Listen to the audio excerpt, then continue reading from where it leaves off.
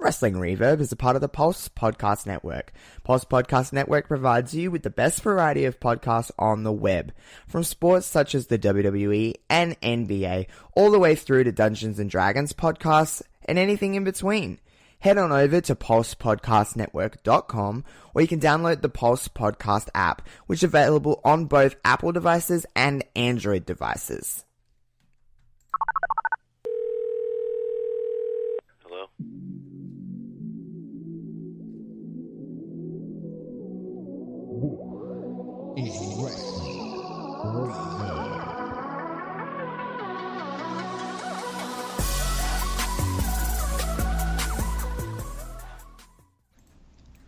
Hello everyone and welcome to another edition of Wrestling Reverb. Of course, it is me, Josh, and of course Kevin is here as well. Hello, hello. It is now Kevin's second episode. He doesn't get beginners anymore. It's all in now. Oh, all in. That's a good little... Yeah, I like that. I like that little tie-in. So today is going to be... we've got something fun planned for you guys today. But Kevin, how's your week been so far? Yeah, I can't complain. Nothing crazy going on so far, which is kind of how I like it. Quiet week. Looking forward to getting back in the studio here. By studio, I mean, of course, my bedroom, and cranking out another show with you. Yeah, I'm pretty much the same. This week has just been, I don't know, just nothing like exciting is happening. I'm just like, okay, just another week. Yeah, that's not always the worst thing. Sometimes a lot of crazy stuff happens during the course of a week, and you don't always know how to handle it. So sometimes you got to accept the quiet weeks. Yeah, it is true, and it's not like it's been a bad week. It's just been like not like the most exciting. But yeah, like you said, it ain't the worst. In the world of WWE, what did you? Let's just take a minute to talk about Raw for a minute. Did you enjoy Raw this week?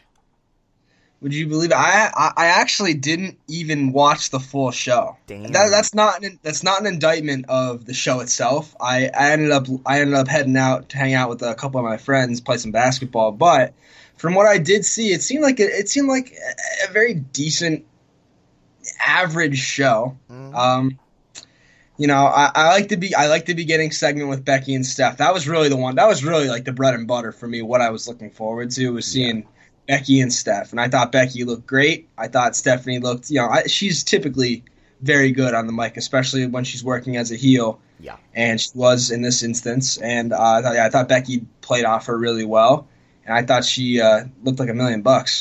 Yeah, nah, that was the segment I was looking forward to as well, and it was good. I don't know what your feelings are towards this, but I know I get sick of seeing people just complain, but everyone has to have the comparison to, oh, this is the same thing they did with Stone Cold.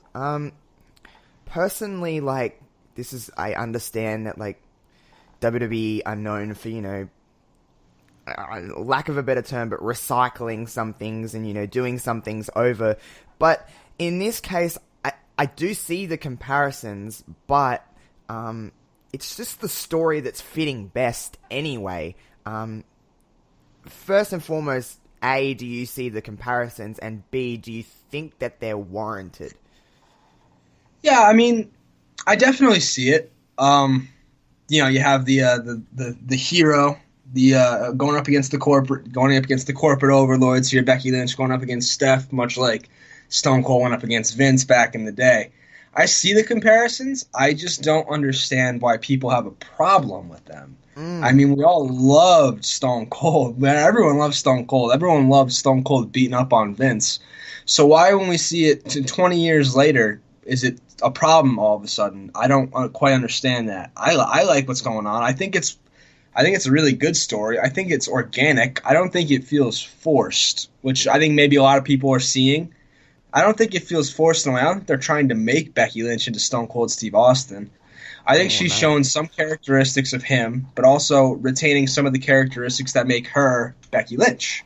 Yeah, I agree with you completely. this is just the organic kind of story that's just kind of happening, and like I just get sick of wrestling fans or just people in general not enjoying something for what it is. Like, all this complaining and moaning that people are doing is just kind of wrecking the journey for themselves. But we're not going to change people on the internet, of course, especially wrestling fans. No, they are a notoriously stubborn bunch. I get like it as well. I'm not perfect, but all in all, I'm enjoying this stuff with Becky, and this is the first time that in a WWE land, as much as I even appreciate all that the ladies have done and WWE has done as a company, this is the first time where I'm like, it's not really about being, it's a woman doing this. It's like, no, this is just the best person in the company doing this, and it's the gender. It is not important, and that's what I like. That's what I want for the future of like WWE as a whole. It's like not like, it's we're talking about the possibility of a women's main event. It's like we're just talking about the possibility of the hottest story going on last, and that's what this is. Like, Becky's working with Stephanie and Triple H and Ronda Rousey and Charlotte, whatever it may be. It's just is fun. This program feels like WrestleMania. Yeah, I agree. And I think you make a very good point there that we're not looking at this anymore. The WWE has done such a good job in recent months and weeks with positioning the women so this feels commonplace. Mm-hmm. No, it doesn't feel like we're having the women main event WrestleMania just for the sake of saying it. It feels like the right call. Like, if it doesn't feel like something that's being made just to make a point or make a statement. You see Becky and Charlotte and all the women on Raw and SmackDown, they open the show. They close the show now with regularity. And that we don't even talk about it anymore. It's not even a big deal because Becky's opening the show every single week. Mm-hmm. She's main eventing half the time too on SmackDown. And it's just the new normal. It's just how it goes now, and that's a really great sight to see. Yeah, it's just fun. Another thing from Raw, I don't know when you kind of tuned out, but I'm sure you've seen bits and pieces of it on the internet anyway. I wanted to personally ask you what you think about Kurt Angle, the story that's going with Kurt Angle. Where does this lead, and what is your kind of feeling towards it? Yeah, I did. I was able to see this online after the fact. And I'll definitely go back and rewatch to get a full handle on the situation. But man, I just don't get excited for Kurt Angle anymore. I don't really want to see him wrestle. I don't mind seeing him as an authority figure. I thought him as the general manager was fun for a little while, better than Baron Corbin was for sure. But I don't know. I just don't understand why he's being treated. They're working with him as if he's like a full-time talent and someone that they need to feature on TV each and every week like a regular superstar, when he's very clearly not. He's a special attraction at best. If you want to give him a match at WrestleMania, give him a match at WrestleMania. But I don't need to see him compete on Raw week in and week out and just look outclassed. I get that. I definitely get it. I don't know where this is kind of... In my brain, I guess this is kind of heading towards Kurt having his last match. Probably at Mania, but... I don't know. It's hard to tell because, I don't know, it's just weird to judge. WWE have done things like this so many times before, and it doesn't lead to where I think it's going to lead. So, I don't know. I see your point. I'm indifferent on it. Like, it really makes no difference to me whether Kurt wrestles or not, but I definitely understand where you're coming from. I mean, it's easy to put Kurt on TV just because he's nostalgic and he's, a known talent. But at the same time, that 10 minutes, 15 minutes could be used for someone else. But that's the world we live in, I guess. Not much else from Raw that I really need to kind of discuss. We'll move on to SmackDown. Did you watch all of SmackDown? I did. I made sure to tune in for all 2 hours of the Blue Brand. Well... like we kind of discussed before, the Becky Lynch, Triple H, Charlotte segment was really fun. I enjoyed that segment probably more than I enjoyed the Stephanie segment. I don't know. I think I enjoyed them both in different ways. I'll always enjoy seeing Steph get her comeuppance, but I really love listening to Triple H talk, and I think that he gives more of a rub to superstars when he works with them than Steph does. Yeah. And she gives a great rub as well, but like working with Triple H, especially on the road to Mania, getting these segments with him to open the show is critical for Becky, for her just to keep on the wave that she's riding right now. And so I really enjoyed seeing those two mix it up. I did have one like little thing. I mentioned it on Twitter on Tuesday night, and it's a small thing, and I actually don't care about it too much, but I saw someone else mention it. I thought I'd tack on my 2 cents. Is that like the last time we saw Triple H, last Tuesday, the previous SmackDown, when he announced the Elimination Chamber match, it seemed like he was working as a good guy, and then he comes out and he challenges Becky, and he seems like he's a heel again. And I've noticed that I've noticed that with Vince, and I've noticed that with Stephanie in the recent weeks since the McMahons came back to TV. And I just don't quite understand what their characters are supposed to be at this point.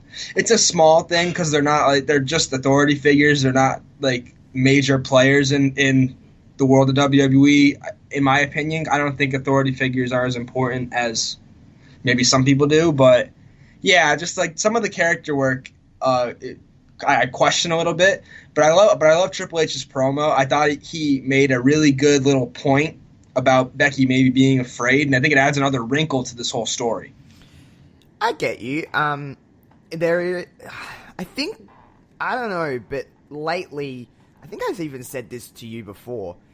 WWE, I feel like they think they can have a weird gray area between good guy and bad guy, and it's just kind of people reacting as they do. But in wrestling, I don't know if that necessarily works.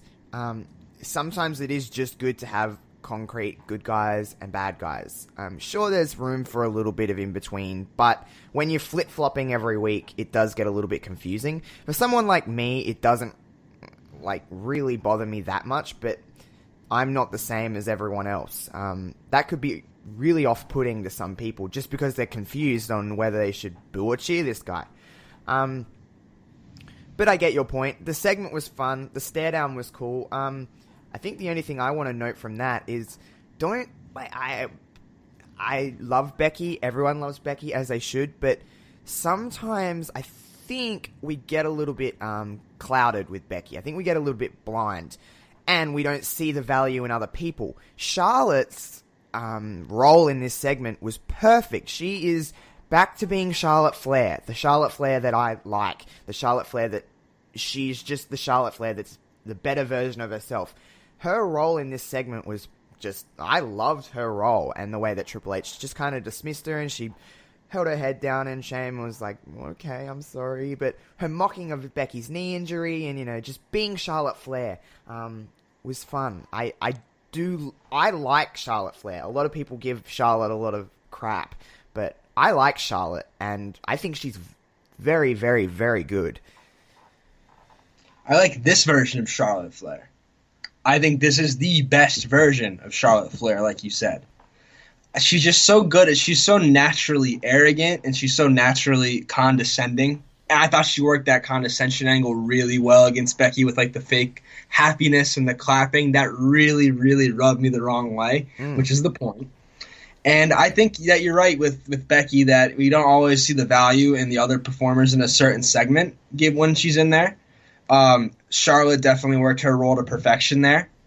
I know a lot of people are going to be biased against Charlotte because they see her working in this segment. They see that as an indication that Charlotte will be working in the main event with Ronda and Becky. Now, I don't want that. I know a lot of people don't want that, but I understand that there's a role for her in this story. You could make it. I think they do well to keep that match a singles match, but Charlotte and Becky is a story that's been being told for a long time, and I don't feel like it's done yet. So for Charlotte to come out and mock Becky and want that spot in that match makes perfect sense. Yeah, nah, I agree with you completely in the sense of Charlotte and Becky's story isn't over. But that being said, I've said this so many times. Everyone, please, listen at least. If you listen to anything I say, there's still 2 pay-per-views before Mania. Becky has to have something to do. Charlotte has to have something to do. Ronda has to have something to do. You still got to fill those hours. So it's not hard to put a stamp on Becky and Charlotte at Fastlane if they were going to do that. It's not hard to do that. That's what I think they're going to do at one of the 2 pay-per-views. It's just, they say we're on the road to wrestling. I think it's almost WWE's own fault that the February pay-per-views are like the in-between between the Rumble and Mania. They almost seem like not consolation prizes, but second fiddle pay-per-views. Yeah. And, they are. Because we're supposed to be gearing up for WrestleMania right now. So honestly, why they don't really do a good job of pitching me on why I should care about the Elimination Chamber, even though it's going to be a pretty good show just based on the chamber match alone and the women's tag titles being crowned. I think it's going to be a good show. It's just it feels very much like a stopgap between Rumble and Mania, and it feels it doesn't feel like much consequential stuff will happen there. No, I agree. If I'm, with the card that Elimination Chamber is presenting, if I'm only half caring about that, I sure as hell am not caring about Fastlane. But I don't think there should be 2 pay-per-views in between Rumble and Mania. I think Fastlane is unnecessary. It should be Elimination Chamber, and then we get a hell long build to Mania, as we should. Yeah, I agree. Yeah. I think if you can one of the pay-per-views, probably Fastlane, because everyone likes the Chamber. I myself included, I like the Chamber. I think it's a really good way. I think it's a really good little holdover. But I think if you can one of the pay-per-views here and move, you don't have to have Elimination Chamber right now. It's only been 2 weeks since the Rumble, and we've got this one coming up already. You could move it back a week or 2, so you have still a month-long build from Rumble to Chamber, make it seem a bit more important, and still have all that time until WrestleMania. Yeah, I agree with you completely. Is there anything that you can think off the top of your head that you want to mention about SmackDown? I know the only other thing that was kind of really noteworthy for me was Bryan. Daniel Bryan's promo. He is just, I don't know, I really like Daniel Bryan. I think I've said this to you before, perfect heel for this day and age. Yeah, I really liked his promo. I'm growing more and more on him and Rowan as a team, especially after hearing Rowan got his first promo maybe in at least 3 years. Yeah. He sounded like a real person for the first time ever, not like a monster. And something about it really clicked with me. And Bryan's promo was obviously brilliant, because since he's turned and become this new Daniel Bryan, he's been nothing short of excellent every week. And I also I thought we got good matches in this Chamber build. Orton Ali I thought was good, and I thought Brian Hardy was pretty good. And the brawl at the end, it's kind of commonplace to see all these guys brawling with one another. But it works because you have a 6-man match, and all these guys getting the upper hand on one another, whether it be Orton, Ali, Joe, Hardy, Bryan, Styles, whoever. You have a very good chance. There's a chance that Daniel Bryan doesn't leave the Chamber with the belt, even though I think he will. They're doing a really good job right now of making it seem like anything could happen, which isn't always true of your February pay-per-view. You often think that it's just you had the Rumble, everything happened at the Rumble, and it leads to WrestleMania, and nothing important happens at the pay-per-view in between. That's a lot of people's mindset, I think. But they're doing a good job of making it seem like this pay-per-view, the Elimination Chamber, you gotta watch it. Yeah, I agree with you there. The February pay-per-view always and forever will feel like they're stalling. There's just a necessary they have to get through. But they are doing a very good job of presenting, especially the WWE Championship match, as any one of those 6 could win and take the title into Mania. Which, I mean, to their point, while I do think Bryan will retain, I am in the mindset of really pretty much any of these guys could probably win, and they could make a story into Mania. Yeah, I agree. I think I would love to see them pull. I mean, I'd love to see them pull the trigger on a title change, and then you have the rematch. Say Joe wins, or say Hardy wins, or whoever Styles wins, and you have a match built for Mania already with the rematch, and Daniel Bryan versus any of those guys in one-on-one action is a huge caliber match. Yeah, huge.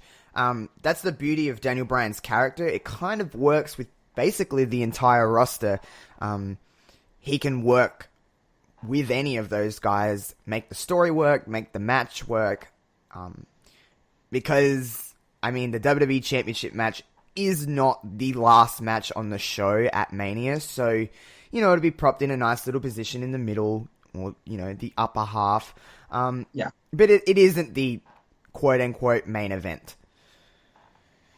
No, it's not. It's a lot of people. It might be the best match on the card, but we've come to know that it's not the main event. That belongs to Becky and Ronda, as it should.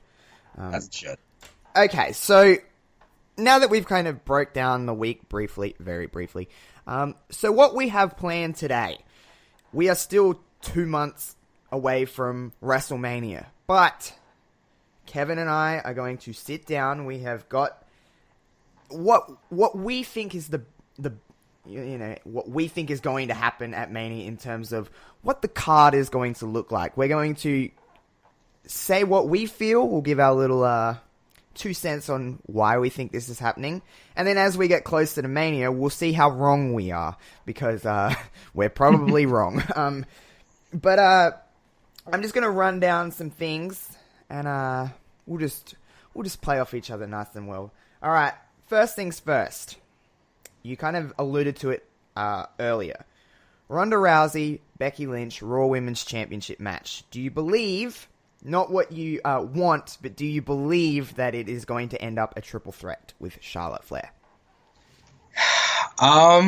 Geez, I actually think that this is going to stay a singles match. I think that the WWE is going to read the room and notice and see that they have a lot. The backlash for adding Charlotte, which is kind of sucks for Charlotte, because if anyone deserves a main event, it's Charlotte Flair.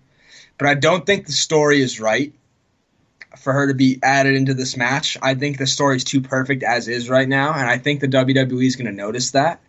And so I do think that match is going to stay one-on-one. I might be in the minority on that, but I'm sticking with that. Okay, so I think it's going to be a triple threat, but okay. I understand that I personally think it'll be a better wrestling match with 3. Just bell to bell. It'll be a better match. That's not to take anything away from Becky and Ronda having a great match. I don't doubt that they would one-on-one. But so here's my kind of point of view.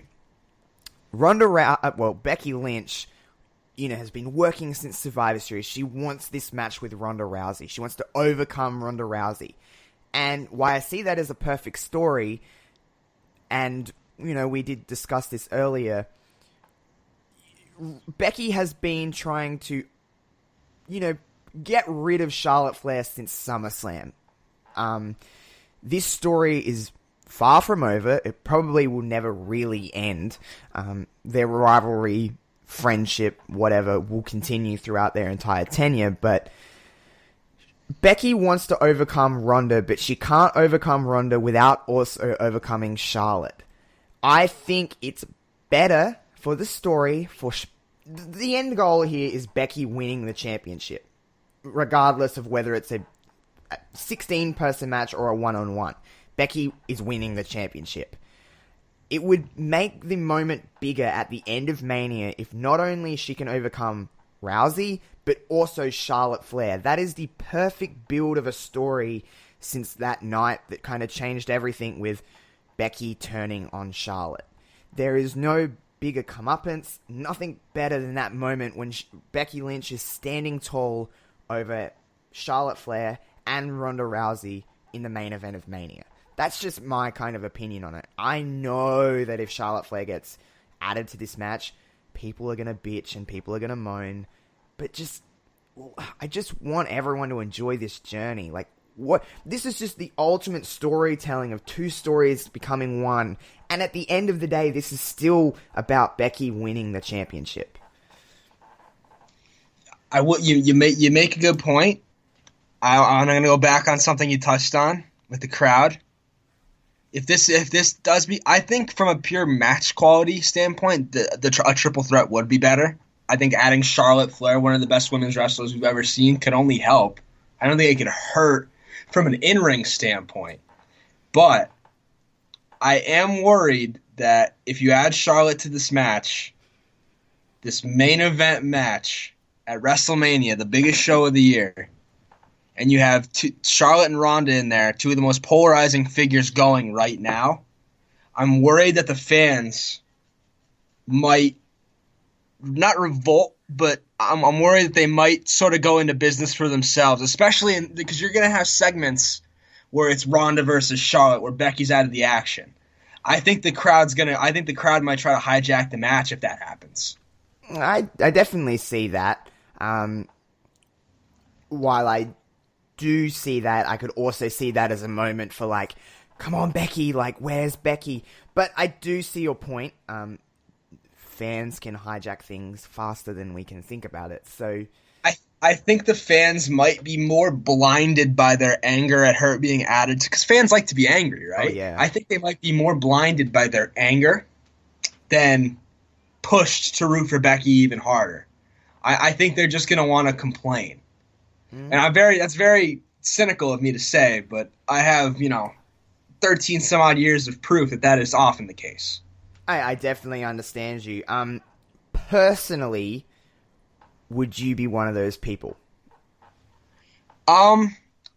Personally, I again, it's easy for me to say no way. I would cheer, but honestly, because I don't hate Charlotte Flair, I think she's fantastic, and I could watch any of her matches. I wouldn't really complain about it. I think it would be. I wouldn't agree from a storytelling perspective. I think you could have Becky go over Charlotte at Elimination Chamber or probably at Fastlane to give Fastlane some sort. That could be the main event of Fastlane, honestly. And I think that gives it gives you a reason to watch that show, and B, it gives you a scenario where instead of beating, there's two arguments here. You could say beating Ronda and Charlotte on the same night is more convincing because you're beating two women at once. But I think with like the hokiness that a triple threat could bring, where someone's going to be down on the outside for the finish, I think beating them both one-on-one in succession carries more weight. So that's how I would do it. I would have Becky beat Charlotte first and then beat Ronda. What about in the scenario where the main event of WrestleMania is an elimination match and Becky beats both of them in one night? Literally. So that's the thing. If that happens, that's great. It's hard. I know it's hard to, because in the back of my mind, here's the thing with that though, like, because you can't figure Becky's gonna pin. But I don't think if they went the elimination route, I don't think Becky would eliminate both of them. I'm feeling Ronda would eliminate Charlotte, Becky would eliminate Ronda, or some combination of that. You'd have to have Ronda get an elimination. So it sort of boils down to the same feeling for me.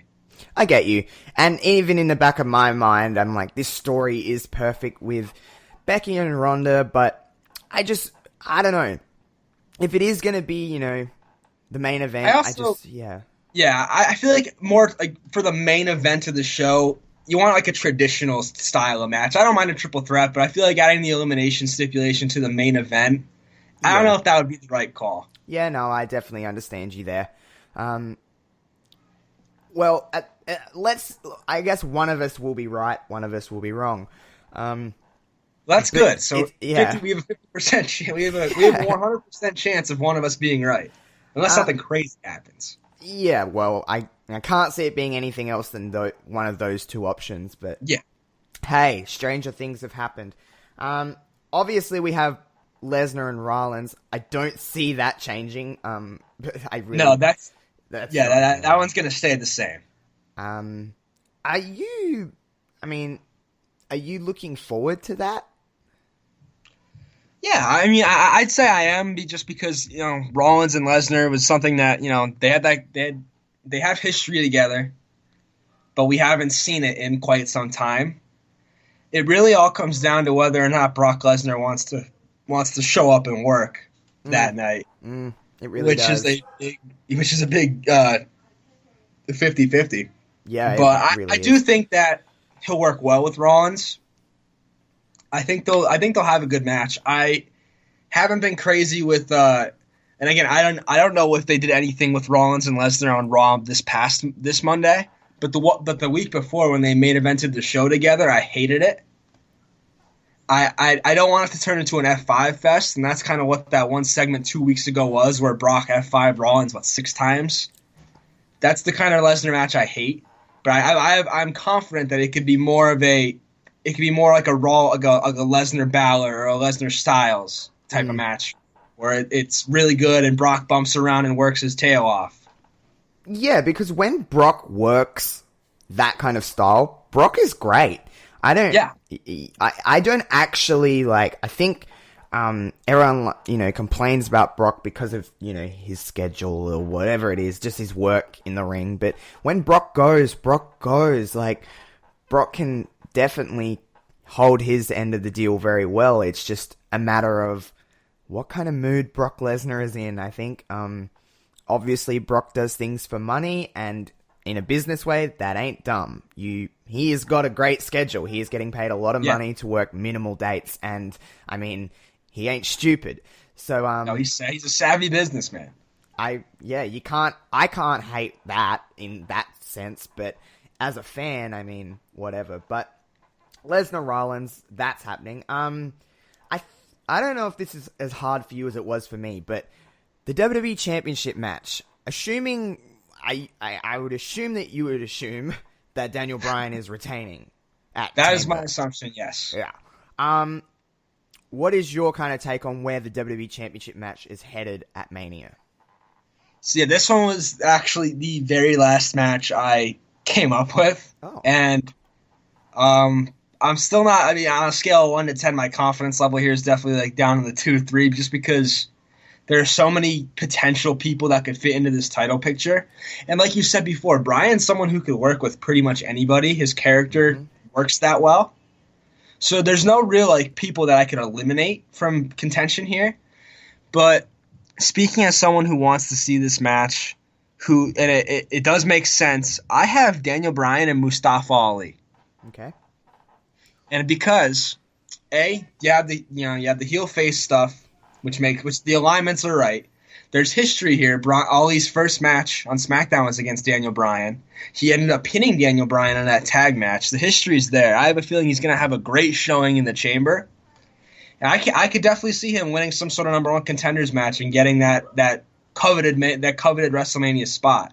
And he doesn't have to win the match in order to get himself over. We saw that at last WrestleMania or 2 WrestleManias ago or whenever he faced Cedric Alexander, which I think was last year. Yeah, I think that was last year. Yeah. Well, yeah, he lost that match, but he became a star because of that match. He's on SmackDown now, so yeah. Yeah. So I definitely see that even in a loss, Ali could become a mega star in this match. So that's why I have it booked Bryan Ali. Okay. This one was hard for me. I had 2 choices written down, but I'm just going to go with my heart. I think it's going to be a triple threat. I think we're going to have Daniel Bryan versus Rey Mysterio versus Andrade. Well, just Andrade now. Just Andrade.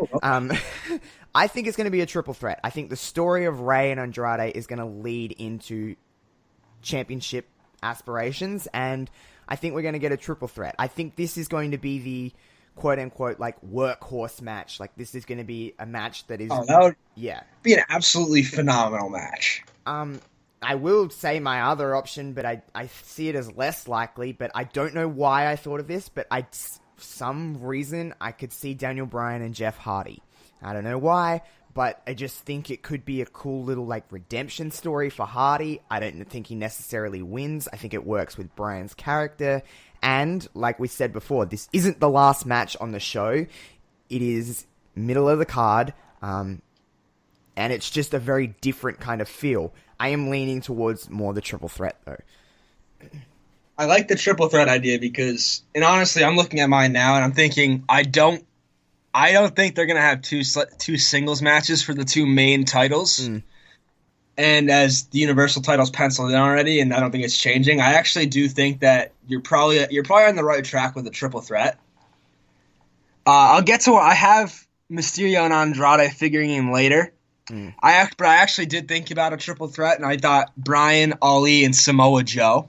Oh yeah, because then you have Ali and Joe have history. Ali and Bryan have history. Bryan and Joe have history dating back all the the last 10, 15 years. And plus, Joe is someone who he could work with anybody either. He doesn't have to be necessarily like a villain. He could just be an ass kicking machine.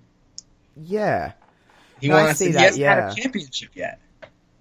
Yeah, that is true. It's I know out of a lot of these matches that I've kind of got here, that match was relatively hard for me to concrete an answer to. But, yeah, me too. I have no real idea what direction they want to go in with that title. Yeah, because it doesn't seem...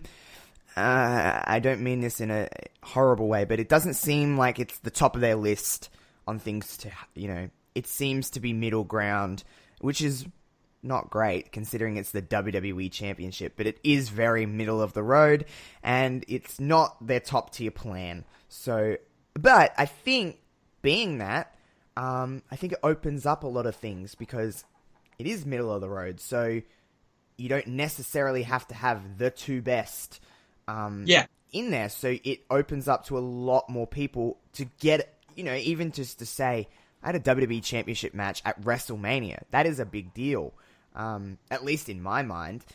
So it does open up a lot of things, but man, they could really go so many directions with this, especially after Chamber. We don't know exactly what is going to happen. That's the thing, is we don't even know what they're going to do there. Like, I'm not. Like, I think Bryan retains. Me too. But I could see a world in which he doesn't, and I could also just see, like, depending on individual performances inside the Chamber, that could very well mean positioning for a title shot. If someone has a really good. Someone has a really good showing in the Chamber, you got to think they're going to be in the driver's seat for a title match. Yeah. So really, that match is going to be. We're going to have to keep an eye on that match because that's going to have that's going to carry a lot of weight to it. Yeah, no, I agree with you completely. Yeah, it's a lot. Moving on, let's see. Women's Tag Team Championships.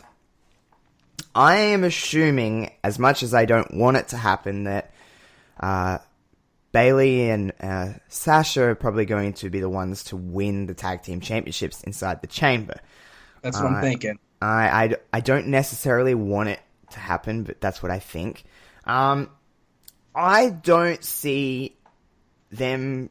it's easy to say, they'll compete in some kind of multi-women's tag match. I don't think that's going to be the case. I do think it'll be a traditional 2-on-2 tag team match, but I could see. I also had two choices written down here. I could see them going with the route of, like, we've heard it many times, of Trish Stratus and Lita. It is a possibility. It is in the back of my head. That is going to, that's a very possible thing for Mania. Bayley, Sasha, Trish, Lita. It's a big deal. I am more so leaning that I think it'll probably be the Bella Twins. I do actually see that being a thing because the Bellas have been a team for so long, and they never had women's tag team championships. Why not? Why now? Why weren't they included? Blah blah blah. I am leaning towards more of the Bella Twins. So that is my kind of take on that. What do you think is going to happen in regards with the women's tag team championships? So I had similar ideas. Definitely, I have Bayley and Sasha penciled in as in that match, definitely. And then a couple things occurred to me. Trish, and both of what you said crossed my mind. Both Trish and Lita and the Bella Twins. I think they're gonna go I guess it all depends on availability but I can't imagine Trish and Lita would turn down a WrestleMania match.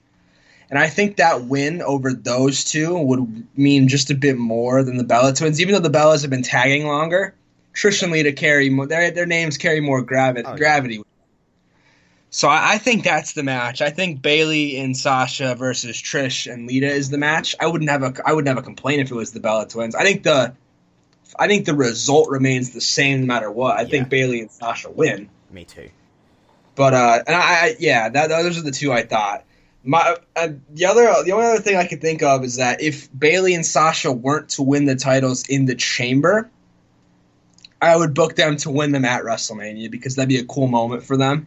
Yeah. So no matter what happens, I have them winning / retaining the belts at WrestleMania. And I can't see them not winning at the Chamber either. Like, as much as I want someone else to win, I feel like that's a foregone conclusion at this point. Yeah, I agree. So that's where I'm at with those. Is your excitement level there for the Women's Tag Team Championships, or is it not? I don't know if it's just a me thing because of my take on where I stand with them, but is the excitement there, or is it not really being presented in a way that we should be relatively excited? I feel like they should be crowning the first champions at WrestleMania if they really want people to talk about them. I feel like they kind of rushed it a little bit. We've been hearing talk about it for a while, but we had nothing concrete until like New Year's Eve or Christmas Eve, whichever Raw it was, where Vince said they're going to happen, and then it went silent for a little bit, and then Alexa Bliss revealed them on Raw and was like, all right, at the Chamber, this is what's going to happen. It's going to be 6 teams fighting for them. And then now you get teams where it doesn't, teams like Naomi and Carmella who aren't a tag team, who just don't fit. And like the qualifier matches on Raw didn't really feel that climactic because half those teams weren't really teams. Like the teams, that got beat were just sort of cobbled together pairings. So as a result, it feels like you have, I feel like they rushed it a little bit. I would have done something where I would have built it up a little more and maybe had like some sort of tournament for it, culminating at WrestleMania instead of just. And then you have, you could still have qualifying matches for SmackDown, the tag teams on SmackDown, and you could just build up more tag teams. I know that there aren't a lot of women on the roster, so that's where the problem is, especially for SmackDown. They don't have a lot of depth. Yeah, that was where I think I said to you last episode or episode before or something. That was my take on Women's Tag Team Championships. Is just there isn't enough depth to keep it fresh, to keep it, sure they had qualifying matches on Raw, but SmackDown they just got to announce. Like, I don't know, but. I don't know, my excitement level certainly isn't. I'm happy that they're getting Women's Tag Team Championships and, they're doing it inside a chamber. It's a should be a bigger deal than it is, but I don't know, it does feel very secondary, and I hate saying that. I hate whinging, I hate complaining, but it does feel secondary to me. But nonetheless, I'm happy, and Mania is going to have Bayley and Banks in the match. That's what their role is at Mania. Yeah, and one thing I would even do, and this sort of plays into the build with building it to Mania instead of building it to Chamber, is that it gives you a chance to even get NXT tag teams involved and shore up that depth issue. Because you're right, that is the biggest thing here, is that there are only like five real tag teams. Women's tag teams in WWE right now. Like, they had to cobble together Naomi and Carmella just to fill the final slot. But you have you build teams in NXT. You already have like Kairi Sane and Io Shirai. They're already doing some really good work as a tag team. You could do Jessamine Duke and Marina Shafir. You could build stuff down there too. It doesn't just have to be Raw and SmackDown. You could build on NXT, and then maybe throw in another tag team or two that actually makes sense, and it feels like it makes it feel more important. I think that there's more people vying for it. Yeah. So when the Women's Tag Team Championships were announced, I had a theory in my head that what I think would work best is that whoever is the Women's Tag Team Championships would defend it on Raw, SmackDown, NXT, and NXT UK. They should rotate, they should go everywhere. That is a universal title. Not that, but you know what I mean. Just to go around each brand and they defend it and make it seem like every single woman or every single team within the whole of WWE want those tag team championships, it would keep it fresh. It would keep it everywhere. It would keep the women's tag team championships in the spotlight. That was my kind of take on it, but I think it's just going to stick to the main roster. So do I, which I agree with you. I'd much rather see them take it across the pond to the UK, take it down to Full Sail.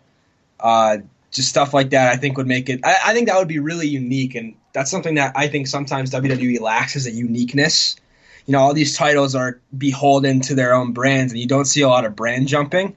On Wednesday night, we saw Drew Gulak go from 205 to NXT for a night, and I thought that was really cool because that's fresh new matchups. Yeah. You take the tag belts wherever you go. You might see Sasha and Bayley versus Io and Kyrie, or Sasha and Bayley versus, I don't know, Toni Storm and Deonna Purrazzo or something. You know, there's a lot of dream scenarios you could have there. Yeah, and because of the lack of depth, I think it would just make it fresh. It would feel different as well. There's no other championship that really does that between the four brands. So it'd feel different. It would make it seem more important just by being different. Like, oh, that championship is everywhere. And, you know, WWE has so much content, it gives us at least... It might give a casual fan a reason to watch NXT UK or NXT in the sense of, hey, I'm gonna have to tune into this program to see Bayley and Sasha on this show. Therefore, you might gain a new fan. It's just things. I think I do think they need to protect the brand split, but at the same time, it's still WWE. It's still under the same umbrella. Let's be a little bit more, hey, instead of just an ad here or there, this thing over there called NXT UK. You should watch that as well. It's WWE. You would love it. Let's send Bayley and Sasha over there. They're two big names, and they, give them the quote-unquote rub. That's just my take on women's tag team championships. But when it comes to Mania, I think the Bellas... But regardless, Bayley and Sasha are walking out of Mania with the tag team championships. So I'm just going to make one more point while we're on the subject of women's tag titles, because this just popped into my head. So instead of crowning first-time champs at WrestleMania in a traditional tag match, which would behold which would make the belts seem more important, we're doing it in an Elimination Chamber tag match. We've seen one of those, and it wasn't particularly great. No. So it doesn't feel like the right setting for a brand new championship in the Elimination Chamber, like in a gimmick match. It feels like it should be more of a traditional match to me. I see that. Do you know what I think with WWE's mindset is sometimes they had the first ever women's Elimination Chamber last year. I think they get in the mindset, okay, we have to do it again, which isn't necessarily the case. You don't have to do it this year. You could do it next year. You could easily put one of the other kind of championship matches inside a chamber. So I think that's WWE's mindset of like, okay, we've got women's tag team titles. We kind of need to do a chamber. Maybe we should do it in here. To your point, the other tag team Elimination Chamber wasn't fantastic. I don't remember it being like piss poor bad, but yeah, it was just like it was okay. It was an okay chamber match, which for the Elimination Chamber is almost always really exciting. This one and that one just like didn't feel quite as up to snuff. No, I get you. Kind of moving on from that, because I think we could probably have our thoughts about women's tag team titles all day. Let's keep this train rolling. Cruiserweight Championship. Buddy Murphy, I would assume, would be walking into Mania with the championship. I want it in a one-on-one capacity. Do you want it in a one-on-one capacity, or do you think it'd be better with a multi-man kind of match to get more people from 205 Live on the card? I would love to see it in a one-on-one capacity, but I doubt that's what they're going to do. Just because I feel like they just love multi-man matches, I think, in the WWE. Yep. I really think they love throwing triple threats and fatal four, especially for the cruisers. I have a feeling We got a one-on-one match with them last year. I don't think we're going to see it, and the year before that even. I don't think we're going to see it again. So I think I have a triple threat booked. And again, I'm not very confident on this, and there are so many interchangeable parts that could go in, but I do think it'll be at least a triple threat. I think it'll be multi-man as well. I'm not sure of exactly who the moving parts will be. It'll be Buddy. I think Mike Kanellis will be in there. Ooh, okay. I have said this before, in the past. I've started to really watch 205 Live in the last couple of months. It's been a thing that I really am starting to really enjoy. And I was a fan of Mike Bennett in Indieland. I loved Mike. I loved Maria. The First Lady stuff was perfect. When they come to WWE, I was stoked. I remember them coming out at Money in the Bank, and I jumped up. I was like, yes, like this is actually happening. I'm so god dang happy. And then, yeah, it's literally been nothing, and it soured me on them too completely. 205 Live has made me realize why I was a fan of both of them. I think Mike's in-ring work is so underappreciated. He's very good in the ring. He looks like a star. Maria is, I think, from her original days in WWE to now is night and day different. Maria's not and never will be a great worker in the ring. She's even stated that she's not the best wrestler, but her talking, man, she can talk, and she knows what to say, when to say it, how to get someone over. Obviously, they have chemistry, being husband and wife, but they are a great unit. She's been on the last couple of weeks on 205 Live. She's been on commentary, and I just love watching him evolve. I just really think he's maybe not someone they were considering for a title match down the line, but I think he's earning it every single week. I just like watching him progress. So I think he will be involved in some way. I see it being maybe a triple threat, a fatal 4-way, even like a 6-pack challenge or something. It's hard to tell exactly who will be involved, but it'll be a combination of Buddy Murphy, Mike Kanellis, maybe Akira Tozawa. I don't know. List goes on, but that is a hard match to predict, but nonetheless, multi-man match. Yeah, I have a feeling that I have Tozawa penciled in too. I think that because they had their match at the Elimination Chamber. I have a feeling it's going to be a great match. I think Murphy will retain there, but I think Tozawa will get another shot. And then as far as the third man, I would have said a Tommy before a couple weeks ago. Not anymore. Kanellis is a good one. I think maybe you could see one of the Lucha House Party members jumping in, maybe Drew Gulak. But the guy I have penciled in is the new kid on the block. I haven't gotten to see too much of him, but from what I've seen, this Humberto Carrillo. Oh yes, he is lights out. They had him in the Worlds Collide tournament. They're featuring him on 205 Live now. I have a feeling he's going to be a major player, and what better way to establish him? He doesn't have to win the match. I think Tozawa is going to win the match, but I think he's going to be in the triple threat. I think he's going to be in the match. That is a good choice. Because he's new, he's fresh, like you said, doesn't have to win. I think that's what people don't understand sometimes with wrestling, is that just because you're losing doesn't mean you're getting buried.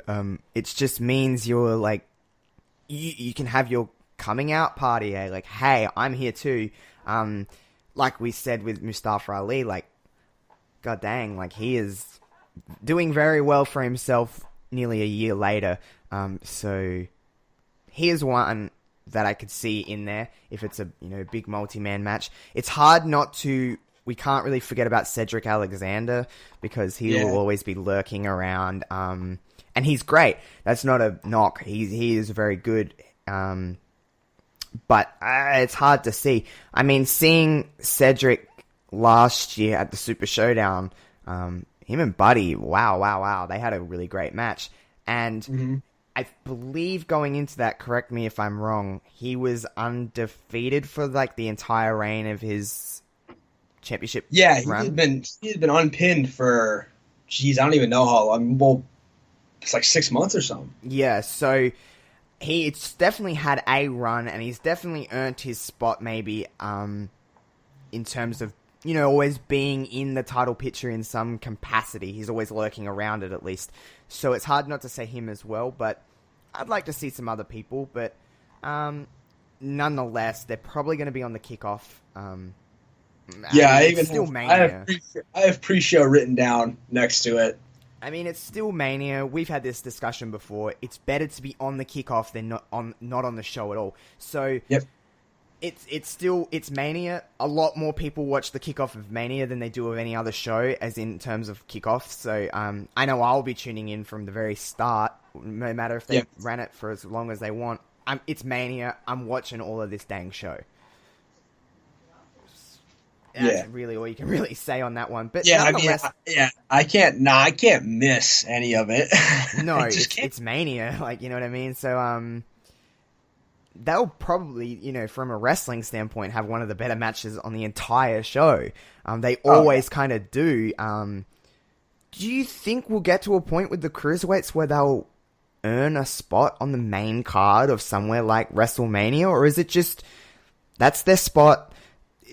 That is just what's going to stay. I think sooner or later they're going to realize that you can't keep slapping the best in-ring products on the pre-show. I think eventually they're going to get them. They're going to get a main card because there are matches. There are matches on here that I got that should be pre-show, that could be pre-show, and I feel like these guys deserve it. They work so hard for that for however much time they get. I really think they deserve a main card slot. I think they'll see it. Yeah. Maybe not this WrestleMania, but soon. They've earned it. Are you a avid watcher of 205 Live? I try to watch it when I can. I'm not a week to week watcher, but I'm a week to week keep up kind of guy where I will read up on what happened. Okay. If I missed it. So, as I said before, the last few months I've really been watching it from, just a wrestling standpoint. It's putting on the best matches consistently every week. Sure, there's better matches sometimes on Raw and SmackDown, but for what it is on a consistent basis, there's never a bad match on 205 Live. The storytelling is similar to NXT in terms of character building and just a lot. There's nothing rushed on 205. Everything's got that nice, slow, long build, which I am a fan of. I like that kind of story. It feels like, more traditional-based story build. There's nothing crazy on there. Sure, everyone has their characters and stuff like that. But the silliness is out of it. It is a pure wrestling show in my mind. It's more on the sense of NXT. And it's just, I wish I didn't sleep on it as long as I did. Because I'm really starting to enjoy it a lot. But, I mean, it's always going to be the overlooked show. It's going to be shadowed by other things. So it is what it is. But moving on. A lot of people will argue that it should the 205 Live hurts it because it puts the cruiserweights on an island. Yeah, and I get that, but could you imagine? You mentioned it yourself how it feels like more of a traditional show with a really nice build up to everything. If these guys are on Raw still, they're getting 4 minutes a week. Yep. And they're not getting nearly the amount of character work, in-ring work, or any of that they need. Yeah. So I think that in terms of that argument, whether they should be on their own show versus Raw, I think having 205 Live has helped. Yeah, I agree. I agree completely. If they're on Raw, they're definitely just filler. They don't feel important. It is the bathroom break of the show. It really is. Yeah. It was for me when it was on there, as much as I don't like to admit that now. When they were on Raw, it was my chance to, do something else. Or it was literally a spot where I'd just be on my phone. So, I mean, that's, horrible of me to say, but that's what it was. Speaking of filler breaks lately, the Raw Tag Team Division. I knew exactly where you were going there. Hey, come on now. Yeah, they're trying. I'll give them the benefit of the doubt. They are dang trying hard to build this division. You've seen on Raw this week, there's a 4 corners tag team match. Yeah. You know, you've got a team like Heavy Machinery, which I did not think was going to get us over as quickly as they are. They are getting very over on the main roster. Yeah, they've been a pleasant surprise. Yeah, I'm out of all the call-ups on that list when they have originally announced this 5 call-ups, it was, or 6, whatever. They were the ones I was like, I don't see much for them. But, man, I'm glad, for one, because you need more tag teams, especially on the red side. They need better tag teams. The Revival won that match. The Revival have got another opportunity. We have said multiple times, A, we like the Revival. We really like the Revival. And B, this has to end with the Revival winning the Raw Tag Team Championships. Now, heading into Mania, do you see the Revival holding those championships? And if you do, who the hell are they defending against? Okay, yeah. One, yeah, they have to win. I cannot see them losing again. So I think that they're gonna pick up the win at they're facing Rude and Gable at the Chamber. I don't think it was announced for the Chamber, but I would assume so. Whenever the heck it happens, Chamber, Fastlane, a random episode of Raw, what have you. I think the Revival will finally get the win. And I don't think they're going to defend, because, you know, like we've talked about, and like it's been, you know, publicized, no more rematch clauses. So I think Rude and Gable are going to be out of the picture after that. So, yeah, it begs the question, who do they defend against? AOP is not healthy. Not the Revival B team isn't a match anyone wants to see anymore. And I honestly think it's going to be Revival Heavy Machinery. That's what I have too. We've finally come to an agreement. Yeah, just because, like you said, Machinery has gotten over. They're doing their in-ring work is fine. It's like their strength spots are good. They're not anything special, but no one expected them to be. They're funny, and I think people have really gravitated to them. Yeah, and I think that this will also be on the pre-show. Yeah, but I think that they can have a decent little short match. Yeah, Revival Heavy Machinery. I think so too. Honestly, I think Heavy Machinery will probably win. Could be. I didn't even pencil in a winner for this one because I don't know. But I agree with you 100%. If WWE do the right thing and just keep Heavy Machinery doing what they're doing, I can't see a problem with this match being somewhat interesting at Mania. So there's really not much more to say. No, that one is really just like a concrete kind of like a question, like a who cares type of match, which sucks. But what have they done lately to make us care about the Raw tag titles? Yeah, not a lot. I mean, give them props where they're due. They're trying, but it's just, I don't know. Is it too far gone? Who knows? I think they need for now. They'll come back. Yeah, no title's going to be buried forever. But no. They need to rebuild the division. Yeah, they do. We may as well stay on the tag team championship scene. The SmackDown tag team titles. Right now they're held by Shane and The Miz. I think they lose them before Mania because we'll get to their match in a minute. But okay, I think we're on the same page there too. Well, while we're there, I think we're on the same page then of Shane and Miz are fighting at Mania. Yep. I think Miz turns on Shane after they drop the tag titles. I think we go with Miz and Shane at Mania. So there's two that we agree on. SmackDown tag team titles wise, I see it being a multi-team match, probably like a 4-way or something. Do you think this is overdone in WWE? Like, especially at Mania, it seems that it's always a combination of the Usos and the New Day and, you know, Team A and B. But I mean, yeah, that's what I've got. So have I. But yeah, I just think that SmackDown, SmackDown's tag division, well, it gets a lot more praise than Raw's because, like, at the top of the division, you have Usos, New Day, and Bar. It's top heavy, and then it completely disappears. Like, they don't use Gallows and Anderson. They don't use Sanity.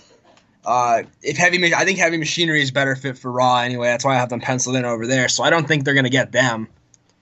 It's, there's really only 3 teams they use. I think that I actually think I actually have it just as a singles, just a regular straight up 2-on-2 tag match, and it's one that we've seen before, but we've never seen just at Mania. We've never seen this 1-on-1 match at Mania. I have Usos New Day. Oh yeah, I mean that could. I don't know. We know it could deliver. Oh yeah, obviously. I mean, yeah, that would be a fine WrestleMania match. And they've never gone 2-on-2 at Mania, have they? I don't believe. No. So, I mean, it's gonna have the Usos and it's gonna have the New Day in it. I have it as a multi-team match, with Gallows and Anderson. Who else did I have written down? And the Bar, but it really could go either way. And I would love to see Gallows and Anderson on the card. I love Gallows and Anderson. I've loved them for a long time. Me too. I just feel like I just don't feel like they've shown any inclination to put them in that spot. Nah, they don't have a lot of plan with those two. I think when they were hired, I think it was the fact that they were available in a certain. I believe they had one small reign as Raw Tag Team Champions, but other than that, they haven't really done a hell of a lot, which is a shame because they are 2 talented guys, and they should be figured into plans more than likely. I just had a random thought. If it is a multi-team match, is Shinsuke Nakamura and Rusev going to be a thing? Yeah, it could be. I mean, if that's the plan, to stick them together and keep them together, as much as I don't like it, it could be a breath of fresh air. It definitely could be. It's hard to see where that story is kind of going, but it's definitely a possibility to have them in the tag team scene. As much as SmackDown, I don't know. Do they need it? I don't know. Yes, it adds fresh air, but they have so many good teams. I know it feels like they're sort of thumbing their nose at Sanity, at Gallows and Anderson. You have teams there. It's not like Raw where you literally are cobbling together people just to make tag teams. Yep. They have great teams on SmackDown. They have great depth that they just don't use. No, yeah. The tag team scene is something else. It's interesting. It's very interesting. Yeah, interesting. That's a good word to use because at least it's not predictable in a sense, but I have no clue what's going on. The mid-card titles. We'll start with the Intercontinental Championship. Lashley currently holds it. He's in a program now with Finn. Ooh, I don't see this program lasting all the way to Mania, but I mean, it definitely could. What is your kind of take on the Intercontinental Championship scene going into Mania? Because, like the tag team division, I don't know, is it thin?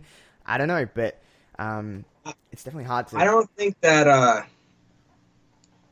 I don't think it's going to be a straight Lashley Balor. I don't think that the whole thing. I don't think that their program is going to be 1-on-1 the whole way. I've opted to bring back an old fun one. Not that old, but WrestleMania's 31 and 32. They had the IC title ladder matches, and those were both really good. Yeah. And so that's what I've done is I figure because I have the US title 1-on-1.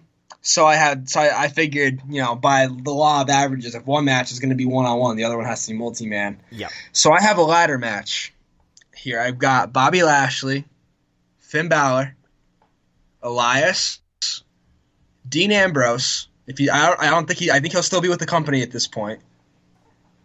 Apollo, and EC3. Okay. That's my 6-man ladder match. That could definitely work. Definitely. Okay. I'm going to take a little bit of stab in the dark. And you can call me crazy. But I agree with you in the sense that it's going to be a ladder match for the IC title. However, I think that with WWE's kind of way they're going with things, I think one of those members will be Nia Jax.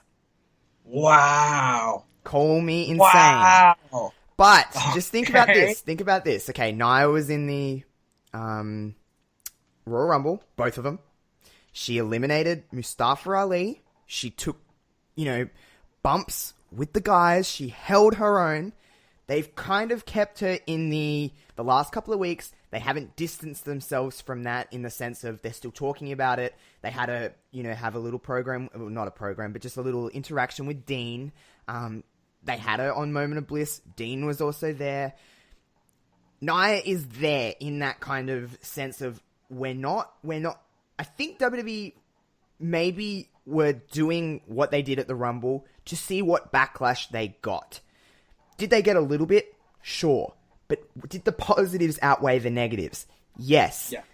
And in a multi-person match, Nia Jax can take a few little bumps, she can deliver a few little bumps, and she can kind of just float in and out when necessary to be there, and when not. It's a ladder match, you can do so many things. She is a bigger lady, she can take the brunt of a ladder.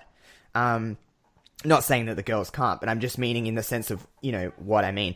But, I think that at WrestleMania, if you have a, with the WWE promoting equality, you've got a women's main event, 90% chance that that's going to happen. Imagine the kind of thing they could have on the biggest stage of them all, having Nia Jax in a multi-person match going for the IC title. Imagine the publicity you can get off that, having a woman go for the Intercontinental Championship in 2019. Sure, it's been done before with China and stuff like that. It's almost like an allude to that in a way. Yeah. You can call me insane, but I don't think it's completely out of the ideas, at least. I like it. I will be honest, that never even crossed my mind. But you make a valid case. I mean, yeah, we had Nia Jax at the Rumble. And yeah, it got a pretty decent I'd say even, and especially after the fact. I think a lot of people that were upset about it in the moment when she came out at the Rumble, I think after they took like a day to think about it, probably turned their opinions to positive. So I think overall that was a positive response. I thought it was pretty cool.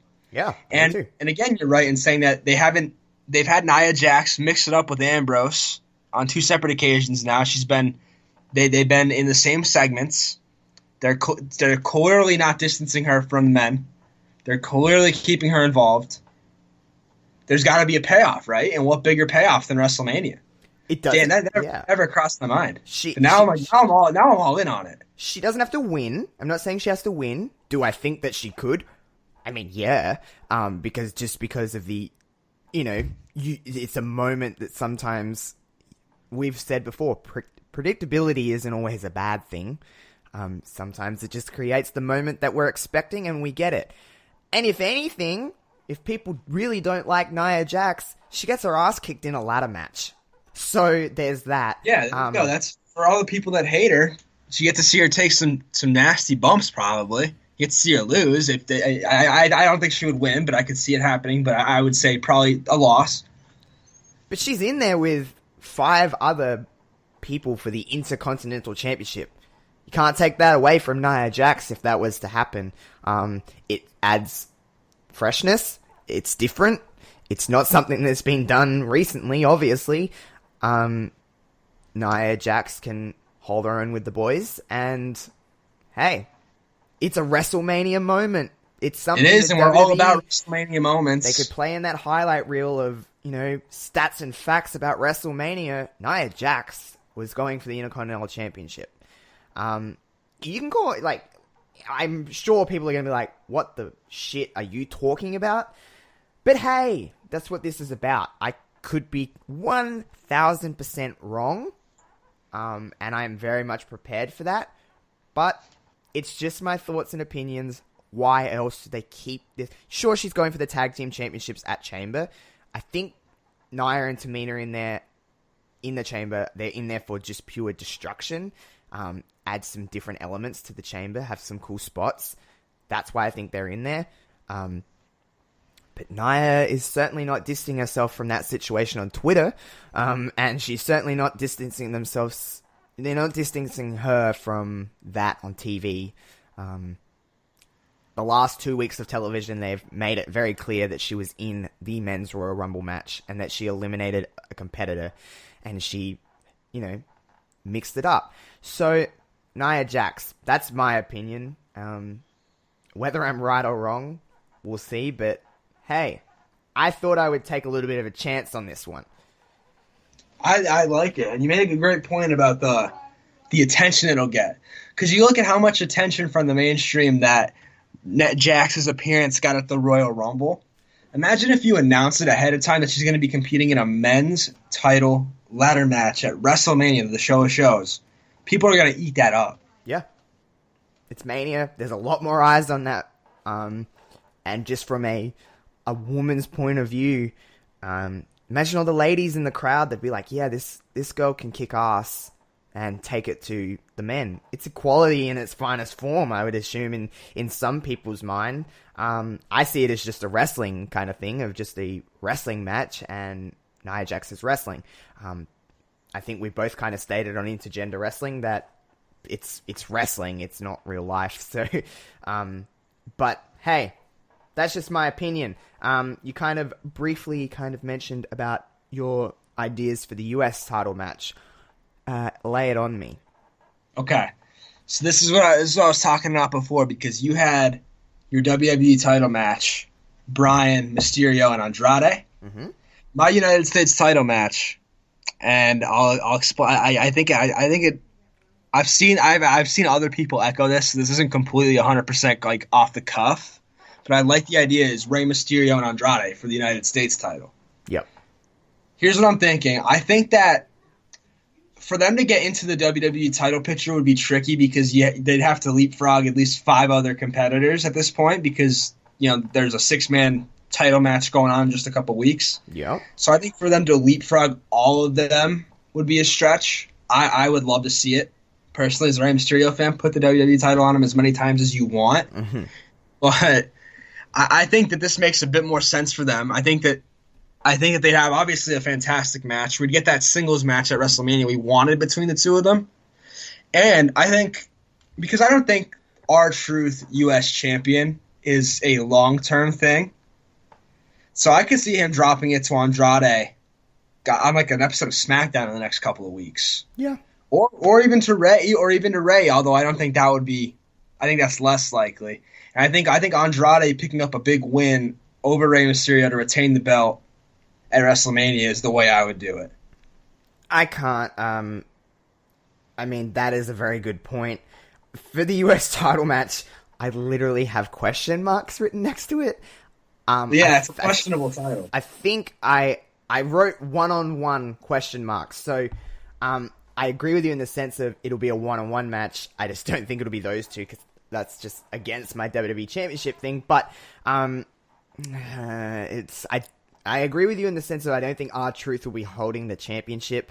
I don't know who will be, but I have nothing to say on the US title match because it was the one match out of all of these where I just really don't know.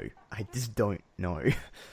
So yeah, it's tricky because it doesn't seem like Rusev and Nakamura care about the belt anymore. It seems like they're onto something new. Yep. And R-Truth needs a challenger. And R-Truth, you can't feasibly have R-Truth be retaining the belt in all these matches week in and week out. It would go against everything they've done with him.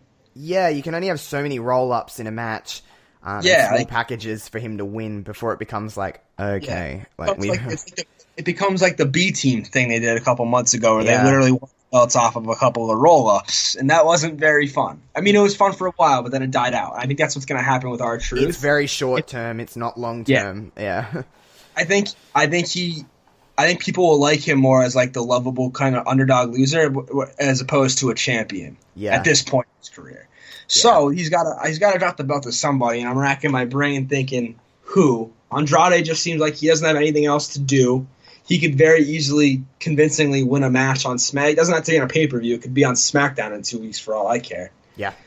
But I think that's a good way to transition the belt into a hotter program and maybe put some shine back onto it because It it's needs lost. it. Oh boy, it needs it.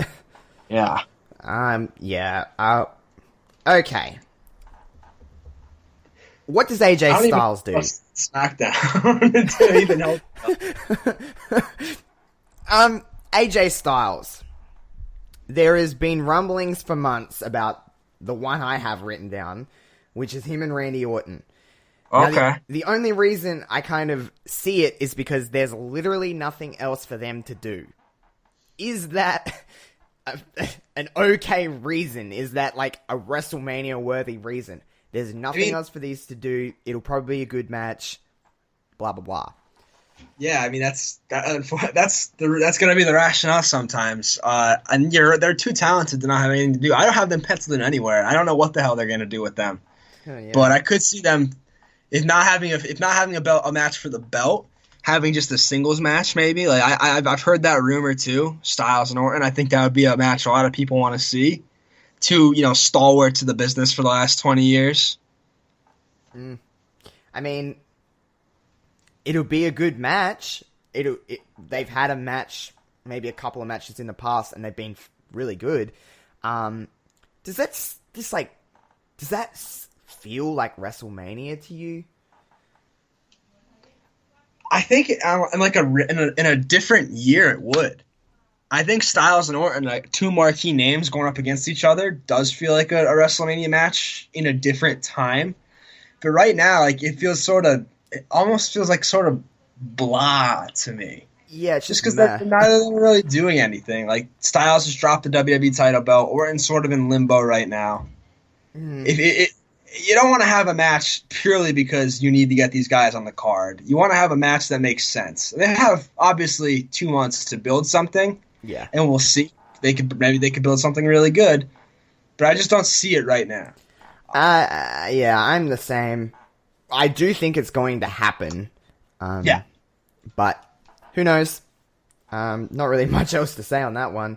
The two battle royals, women's battle royal, and the Andre the Giant battle royal. Do you think they stay? I don't see a reason why they wouldn't be on the card. Yeah, I can't see them taking them off. Everyone likes the battle royals. I think they're always pretty entertaining.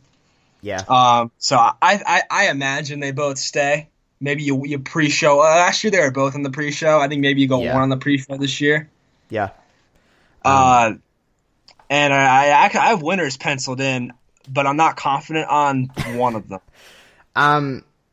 Before you give me your winners, the only reason I see them staying is it just gets everyone on Mania, which is fine. It's not a bad thing. It gives everyone a reason to be at Mania and to get excited for Mania. I don't have winners penciled in, but hey, shoot me yours. Okay, again, varying levels of confidence here. I feel pretty good about one, and the other is a shot in the dark. I'll give you my confident one first, the Women's Battle Royal, and I think you're going to like this because I think Mandy Rose would win. Oh, I love Mandy Rose. I of all the people that could be in that match, I feel like she's the only one with momentum. I love Mandy. For me, she has momentum. She clearly does. She's beaten Naomi now a couple weeks. She's got some sort of forward direction, which you can't say about a lot of people. Nope. So I think that she's a very good candidate to win that match, and I imagine she'll. I mean, I don't see her doing anything else on WrestleMania because I don't think they're going to have another women's singles match.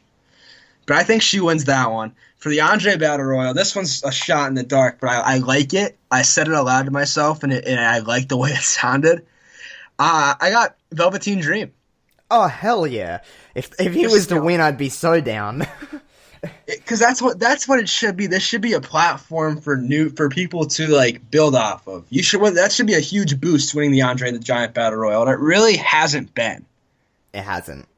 So what better way to make it so than to give it, and Baron Corbin won it in his first match. This could be Velveteen Dream's call-up. Yeah, it really could be. He's certainly winding down to a sense in NXT. He's not winding down. I shouldn't say winding down. He's had his peak in NXT, I think, as in terms of what he can do there, or what they have plans for him to do there.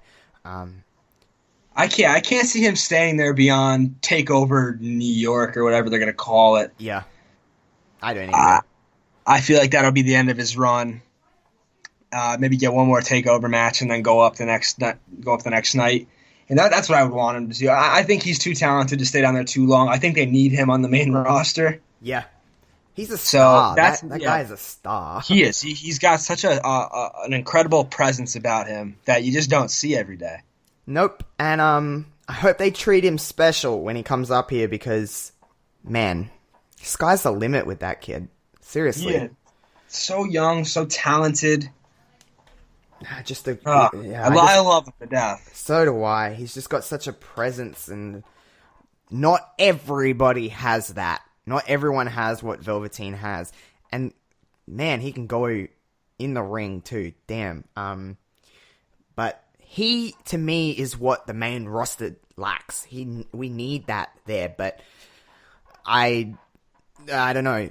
We've seen things that we think are going to be amazing when they come up, and then they just kind of fizzle. So, I hope that's not the case with him. He's too damn good to let that happen.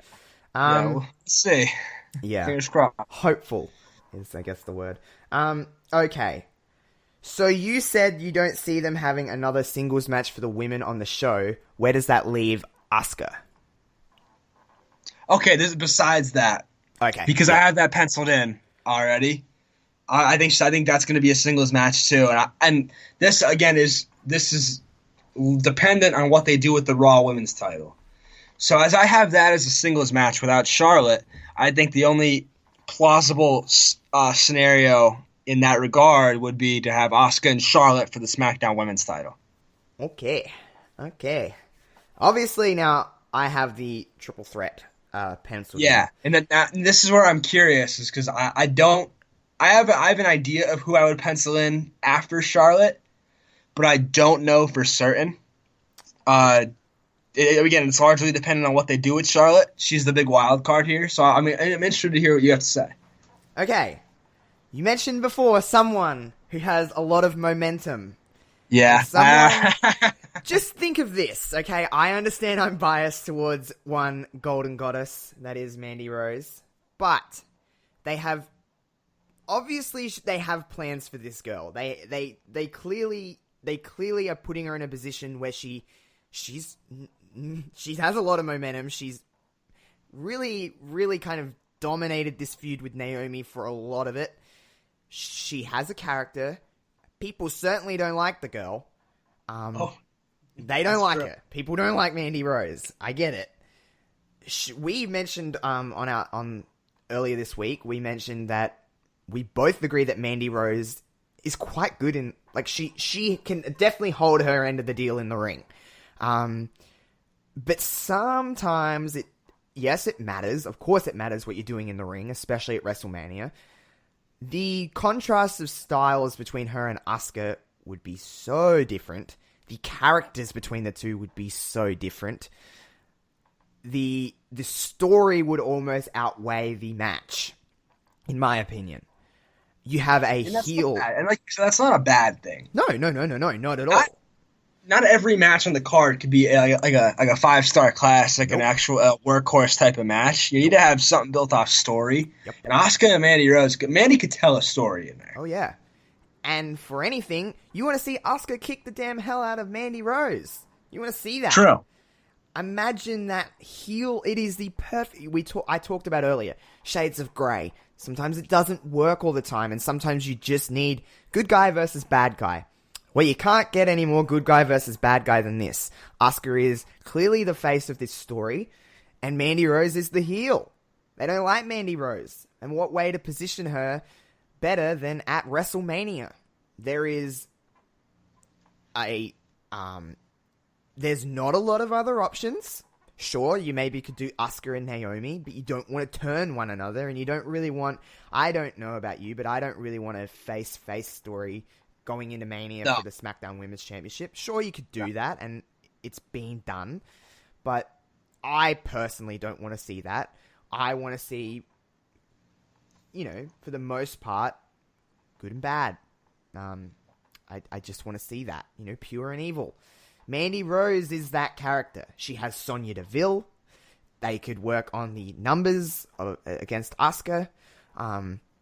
Like we've said many times, it doesn't necessarily mean Mandy Rose has to win. It doesn't mean that at all.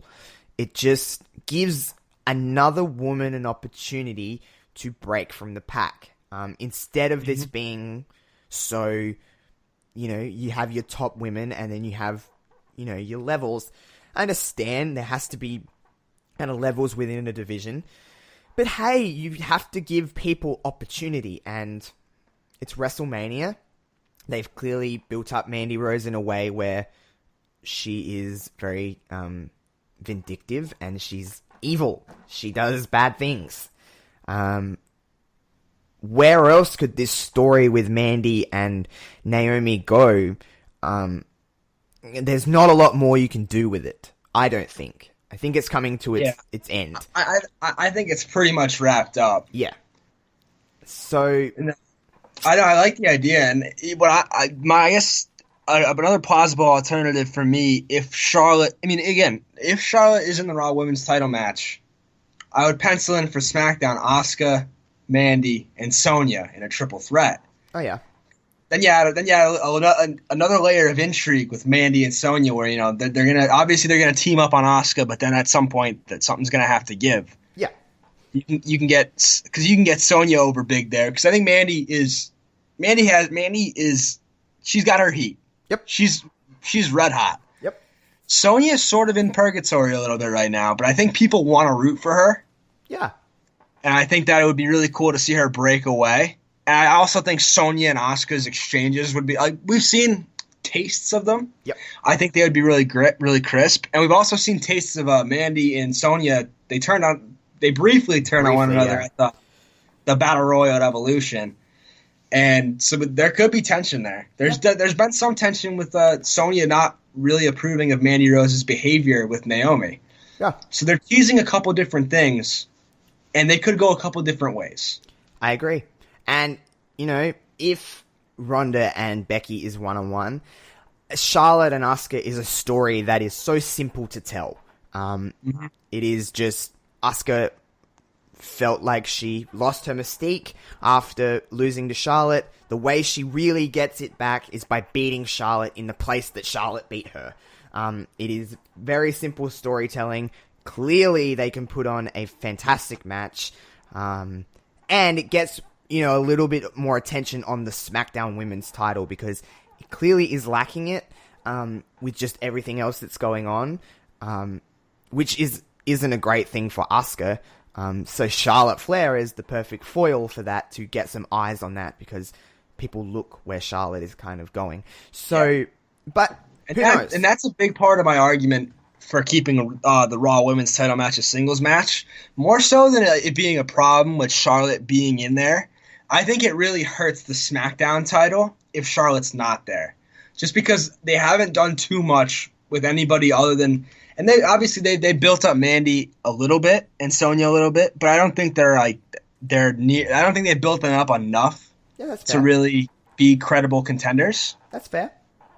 But obviously there's 2 months left, so that they're going to fix that, and Mandy does have the momentum to do it. But I think having Charlotte there would really keep eyes on that title and make it not seem like a second fiddle. Yeah, I agree with that very much. Is there anything else you have penciled in?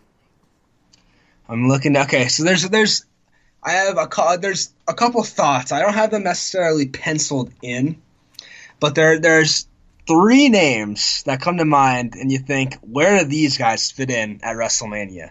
John Cena, Triple H, and The Undertaker. Yes. So, I don't know if we're gonna see all of them. I think Undertaker's a question mark because of, he's at the end of his line, and Triple H is a question mark because of his injury. Yep. Cena got hurt too, but I think he'll be there. Now, what they do is a mystery because you don't have them on TV to build a feud. Are you with me so far? I'm with you. So a couple of scenarios here I see. I literally have nothing for Triple H. I don't know what he could do. Maybe this is a stretch, but you could do something where you could do Triple H and AJ Styles. Maybe you could go back to when Styles punched Vince McMahon in the face and have Triple H want to defend his father-in-law's honor. It's a stretch, but it's something that could be done. Yep. As far as the other two, there are a couple names. Every year there's a couple names you throw out with Undertaker. Yeah. This year I've heard AJ Styles. I've heard Aleister Black, which would be really cool, but I don't think it's going to happen. No. I think Drew McIntyre would be cool, just like as a passing, maybe like a final passing of the torch. Even though we've seen Taker lose now at Mania twice, but I think it'd be cool for McIntyre to because he's got to be somewhere on this card too. They built him up too much. I agree. Now that I'm thinking about it, where the heck is Braun Strowman factor in? I don't really know.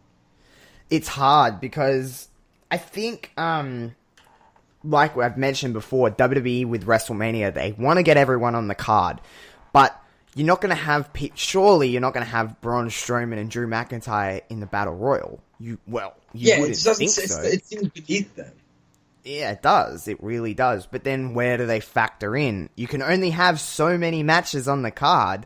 I mean, I think I've got 14 listed here. That's a lot of matches. But that's normal for Mania at the same time. Some are on the kickoffs, So, but where does Braun Strowman fit? Where does Drew McIntyre fit? Is there potential of Cena and Triple H, Undertaker? It's hard to fit all these guys in without it just being a colossal mess. But now it's hard. Yeah. I'm glad we just get to do this for fun. I would hate to book this show. I would absolutely hate to do it. Because I really have no clue where these guys go. And then here's another name I wanted to throw out as a potential singles guy, Samoa Joe. Oh yeah. Because as of right now, I don't have him penciled in anywhere else. I think he's above the Battle Royal too. I think he's been doing such good work recently that I think he deserves more than the Battle Royal. I agree. If he's in it, I think he has to win it. Yeah, but then almost the victory seems a little bit below him in that. In the terms of winning the Andre the Giant Battle Royal, we've said it before. Yeah, sure, we want more of it, but it doesn't really mean a hell of a lot. Yeah, it doesn't do much for you. I'd rather that be on a future star than, or even an old, when the Big Show won it at WrestleMania 31, where it was a career validation. I didn't even hate that, but maybe I don't know. Joe Undertaker would be cool. Yeah, Joe Cena would be interesting. I think there's they go back a long way. They were California buddies. They trained together back in the day. Yeah, you could do something there. But it's just there's so many big names that you don't want to see get relegated to Battle Royal duty or mid-card title duty. But they got to be somewhere. And at the same time, you can only have so many just traditional singles matches that don't have title implications. You're not going to have that many of them. No, you're not, because it gets boring. It's hard. This is hard. Like you said before, I'm glad we're just doing this for fun because no way would I like to be the writing team. Yeah, it'd be hard. They have a lot on their minds. Yeah, you've got to factor in a lot of different things. A lot. It's hard. How confident are you in your card? Because I know I'm not the most confident, but I mean, hey. I am confident in precisely see, well, maybe 3 of these matches, That's 4 of where these I matches. last too. I'm Confident. I'm definitely confident in Rollins Lesnar. Oh yeah, me too. Shane and the Miz, I think, is a shoe-in as well. Yeah, I like Shane. I like Shane and Miz. I like Rollins Lesnar. Um, Jeez, everything else, like, It's just a toss-up, really. It is. yeah, it's still there's still so much that could happen in the meantime. I yeah. This is why I did this now, though, because my idea behind it is just to see where both of our heads are at, because In the cloud. where it's like we're drunk or something, honestly, because like we're just we seem to have the fundamentals similar-ish, but I mean, damn, We have similar ideas with like the way things should happen. yeah, but In regards to, there's going to be multi-man matches. There might be a ladder match. We don't really know what's going on with the Raw titles, the tag titles. We don't know what's going on with those big names. we don't know what's going on with a lot of shit. Yeah, basically, we don't know what's going on. We have that in common. Oh man. Okay, well, as we kind of wind down on this, Elimination Chamber is coming up. I'm sure we'll do a prediction show next week, but if you were to pick right now who's winning the WWE Championship one, do you still agree that it would probably be Daniel Bryan? Yeah, I think it'll be Daniel Bryan. It'll be a huge win for him. Winning the Chamber is always a really big win especially in a retention. Yeah. We've seen it in the past. The guys retain titles in there. It's not easy. And for Bryan to beat 5 of the world's best, I think would really solidify his reign. I think he retains, yes. Yeah, me too.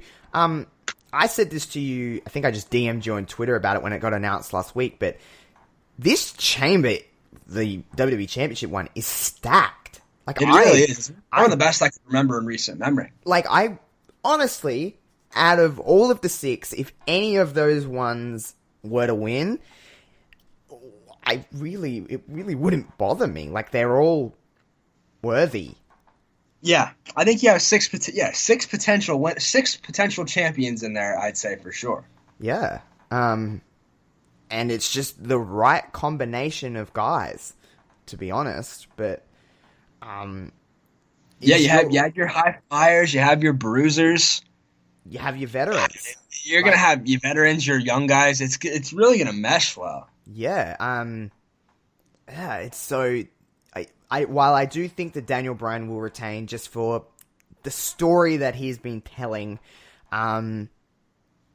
it is still... I'm still not 100% sure that he is going to retain. I'm just more so leaning towards it.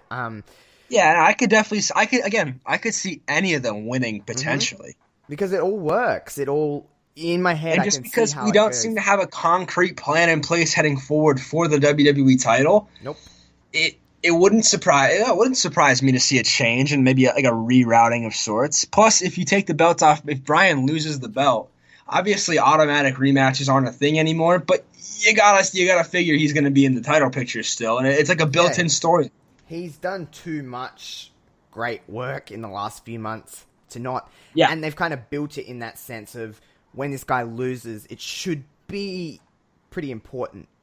We should want it, I think is what I'm saying. In terms of Chamber, are you more excited for that than the women's tag team Chamber? Yeah, from a pure match standpoint, yeah. Me too. I like that we're getting a historic moment with the women's tag belts. Me And too. I'm a big fan of whoever wins, and I like a bunch of the tag teams in there, and I think that they have a couple different options. Even if they think they have one option to win, I think they have a couple. They should realize that they have a couple, and one of them is is iconic. Yeah. Yes, I agree. I think that the Iconics should be taken more seriously as contenders. I don't think anyone is really looking at them as such, but that's kind of a shame. But that's sometimes the good thing, because they can prove that they are more than just annoying comedy acts. I think that's their role on the main roster, and why I believe they do it well. Those girls can throw down as well. I hope and pray to God that they are just... I just don't want them to be the the run of the muck, they come in and get eliminated type of deal. I want them to. I have a feeling it's going to happen. So do I. I hate saying it, but so do I. Going back to Evolution, when they came out with microphones in their hand, I was like, well, you had a nice little promo, ladies, but you're getting tossed out first. Yeah. I just think, like, yes, that's a role in WWE, and they fill it very, very nicely. I just know that they're capable of more, both of them. Yeah, that's the thing that hurts, is when you know that someone is capable of doing more, but they get relegated to comedy spots. Even if they work at it. really... There's no doubt about it. They are very good at it, and they know their role. But we've seen some terrific comedy acts that could be so much more over the years. Yeah, and it's frustrating, especially when you like them. Like when Damian Sandow he was impersonating people. He was doing Miz's stunt double work. I liked it, and it was funny, but I knew he was capable of so much more. And that's what bugged me. And that's how I feel about the Iconics. I just know. I remember years and years ago, searching on clips on YouTube and stuff, and seeing them wrestle here in Australia, and seeing posters for them in a city that I live like an hour away from. I seen them two ladies at different points on posters for local wrestling promotions. So I have seen they've worked so hard, just like anyone. It's not saying that anyone else hasn't. It's just I have seen their comeuppance. I've seen them rise from that to get signed by WWE, go to NXT, now to the main roster.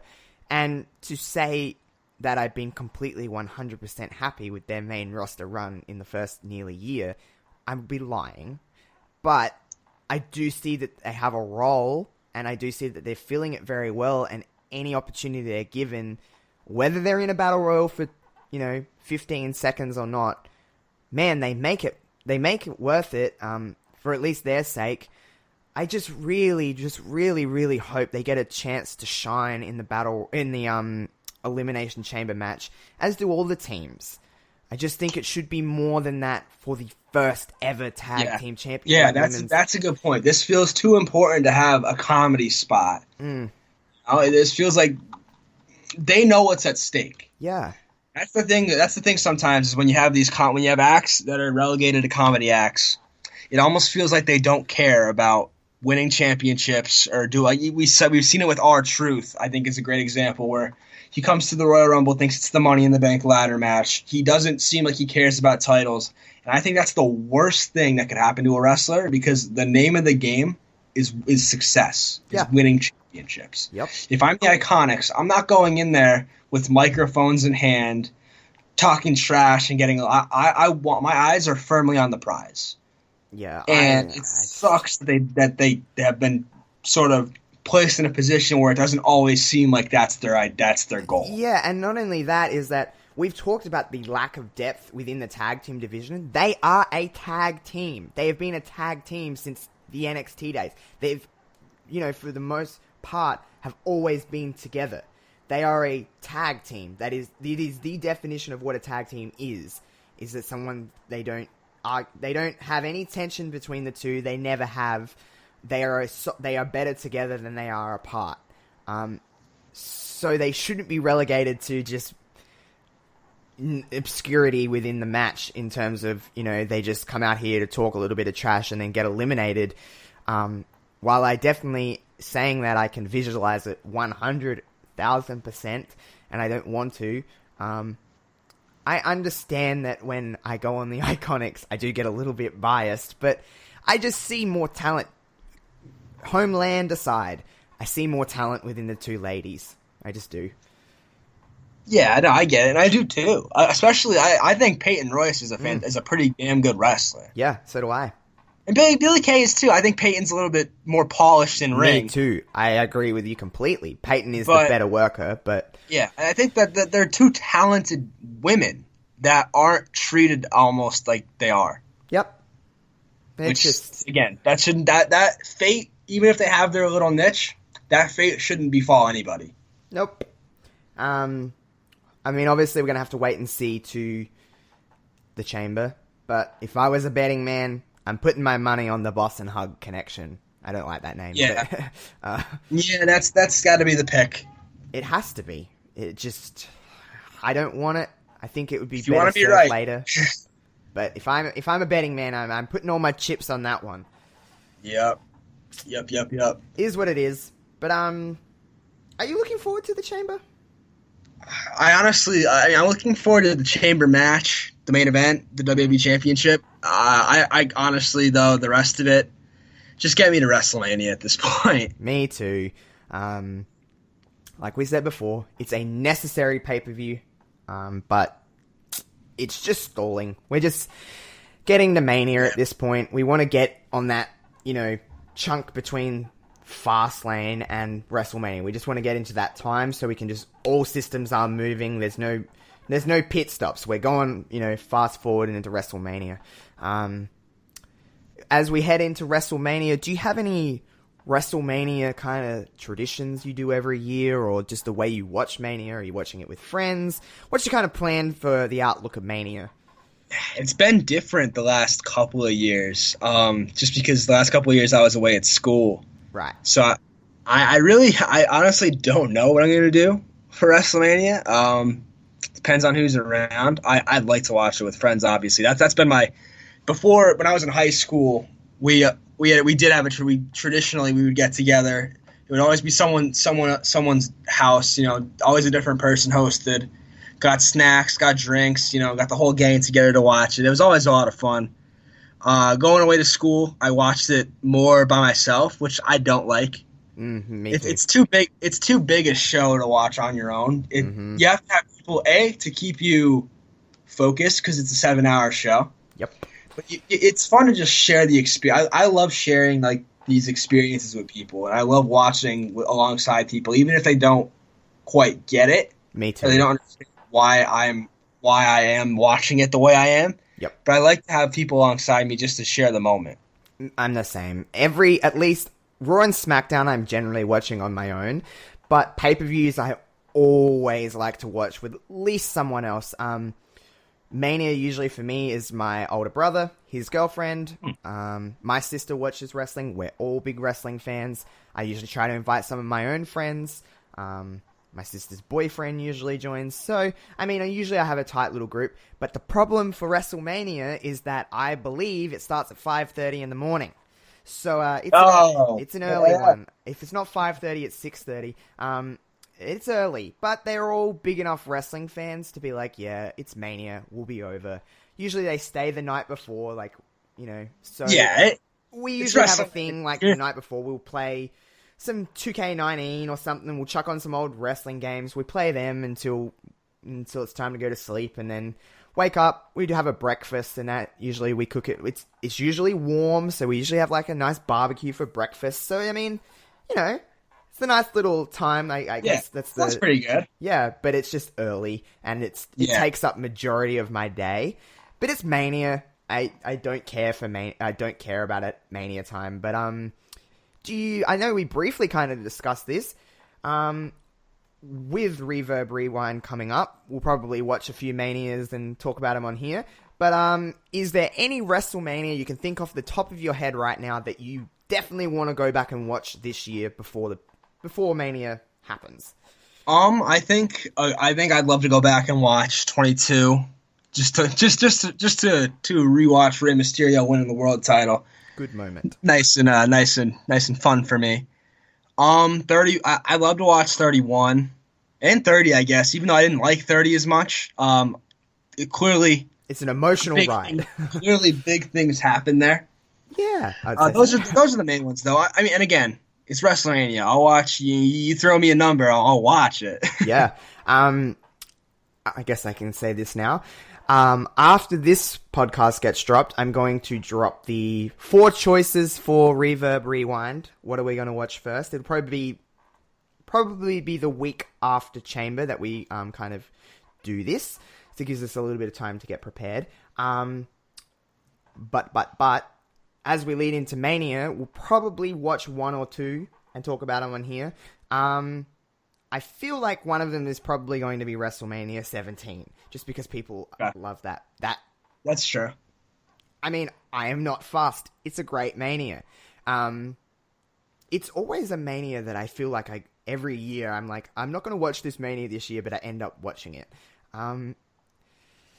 But for me, I hope and pray that I can watch WrestleMania 24. That's my favorite Mania. I love WrestleMania 24. All right.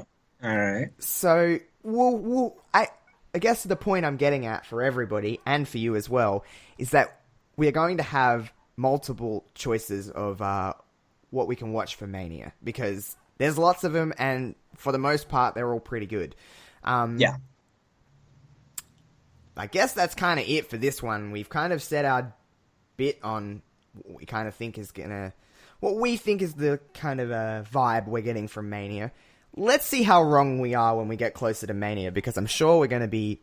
Yeah, it's going to be an absolute. It's going to be an absolute just shit show. Yep, for lack of a better term. It's going to be an absolute shitstorm. We're going to be wrong, and I am very prepared for that. But hey, Nia Jax might win the Intercontinental Championship, and you'll be all come crying to me. That's true. If that happens, you're probably owed money or something from everyone on Twitter. Surely, I mean, you open up the Venmo and just solicit people. I'm like, come on, people! Everyone will be coming and listen to this thing, because they'll be like, "What's he predicting next?" But hey, nonetheless, I would be happy with either one of our kind of plans for Mania, because that'd be good. Although we're leaving a lot of people off of Mania. Sorry guys, but that's how we're going. That's luckily not our jobs. Alrighty, so as we kind of say goodbye, is there any kind of final thoughts you want to give on everything today, Kevin? Anything you want to say to all our lovely people that are listening? I don't think I have anything. Just, thanks for tuning in. I hope I'm right with my Mania card, but I know I will be wrong. I like you said, I've come to reckon with that. I've accepted the fact that I will be wrong. But if I'm right, I also reserve the right to brag about it for at least the next year.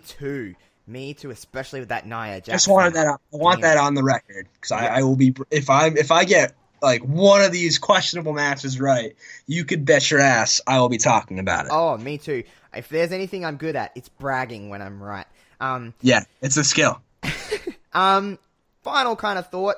I want to say thank you to everyone that listened to Kevin and I's first official episode this week. I have gotten nothing but positive feedback from people about you, Kevin. So wow. I think we have found something that's good for this show. A few of people that I've had on this show, and also that I've just kind of been in contact with on Twitter and stuff like that. They said that we worked very nicely together, so I think we're a good team.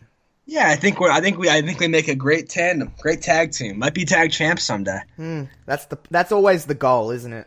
I feel like we could probably win the Raw tag titles in like 6 months. Damn, well, actually, probably in a few weeks with the lack of depth. 6 weeks, mate. We'll come along and we'll do this.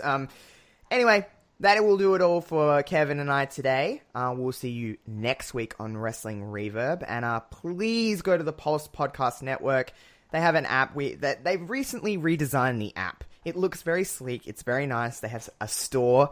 Wrestling Reverb merch will be coming very, very soon. I'm in talks of that. So that's exciting. I'm really excited for all of that. We'll see you next week. I'm sure we'll have some more stuff to talk about when Raw and SmackDown happens. And Reverb Rewind will be coming soon.